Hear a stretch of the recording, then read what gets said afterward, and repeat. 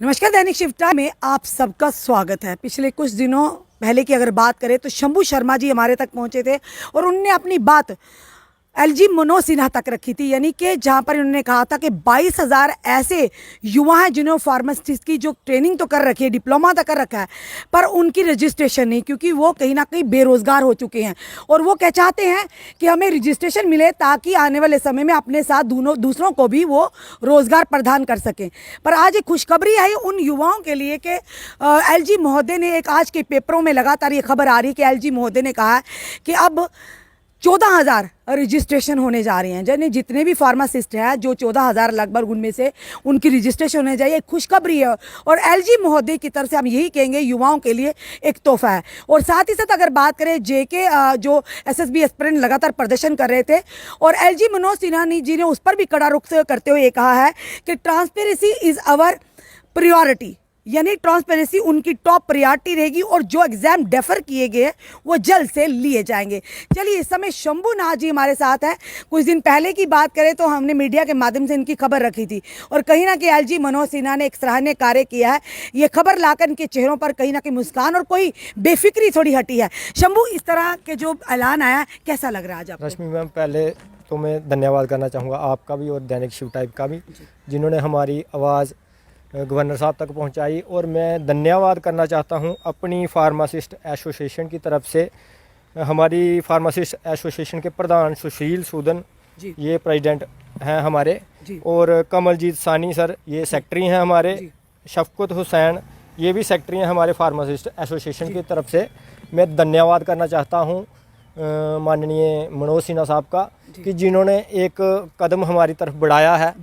और मैं प्रशंसा करूँगा उनकी कि उन्होंने हमारी बात सुनी है और रजिस्ट्रेशन, जैसे आज सभी पेपरों में भी आया है कि रजिस्ट्रेशन उन्होंने खोल दिया है और इसकी डेट भी आ जाएगी जल्दी से जल्दी।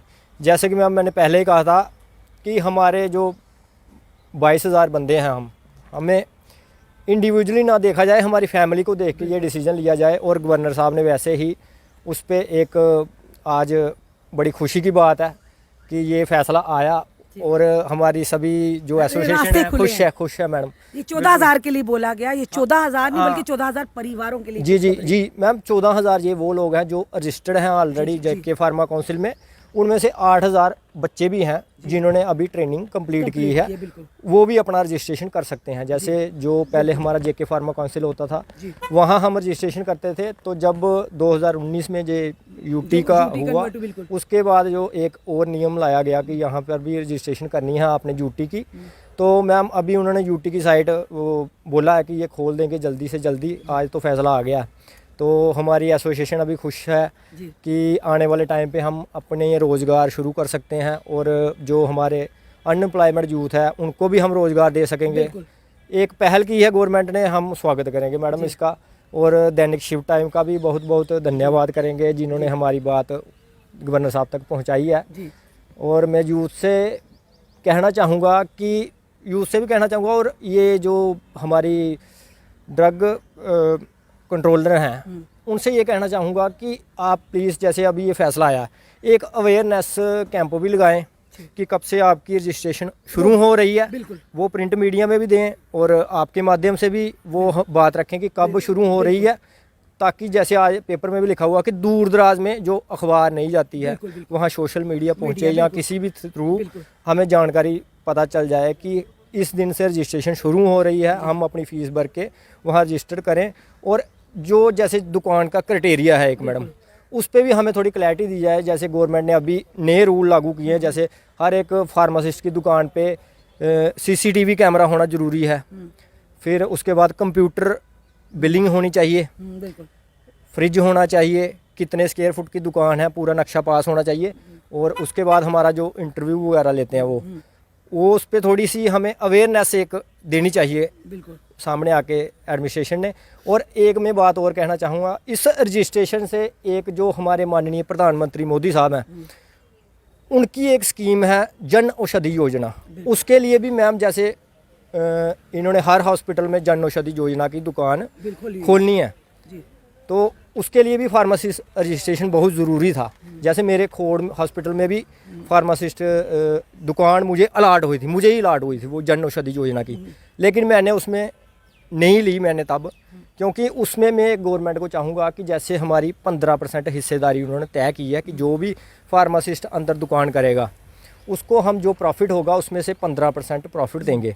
लेकिन मैम आप देख सकते हैं कि जैसे अभी जो डॉक्टर हैं वो ये वाली दवाई जन औषधि वाली नहीं लिखते हैं।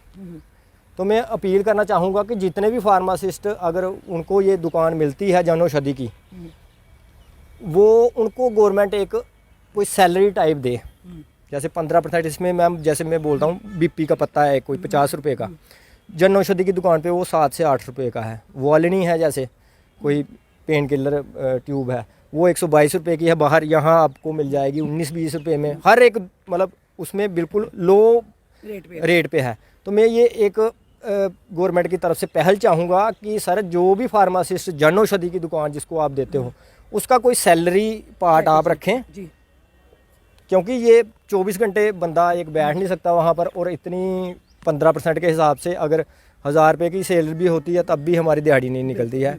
तो ये मैं एक रिक्वेस्ट करूँगा गवर्नर साहब को, सर इस पे भी थोड़ा ध्यान दें। बाकी मैं मनोज सिन्हा सर का बड़ा बड़ा धन्यवाद करता हूँ, और दैनिक शिव टाइम का भी धन्यवाद थैंक शंभू यू। जी।